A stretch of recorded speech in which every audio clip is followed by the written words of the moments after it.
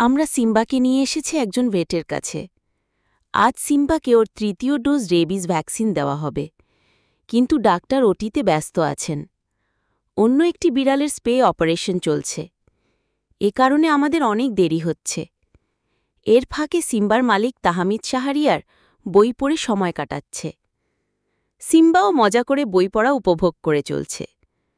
এই ক্লিনিকটা পল্লবীতে অবস্থিত সুন্দর একটা ক্লিনিক, খুব পরিষ্কার পরিচ্ছন্ন মনোরম পরিবেশে। একটি কথা না বললেই নয়, সিম্বা হচ্ছে একটি বিড়াল যে বর্তমানে আমাদের পরিবারের একজন সদস্য। সে সবসময় চঞ্চল থাকে। খুব ছোট অবস্থায় আমরা ওকে এনেছি, কারণ ওর মা ওকে ছেড়ে চলে গিয়েছিল। তখন নিজে খাবার খেতে পারত না।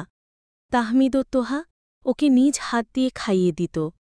সেই থেকে ও আমাদের সাথে সবার সাথে খেলাধুলা করে, খুব মজা করে।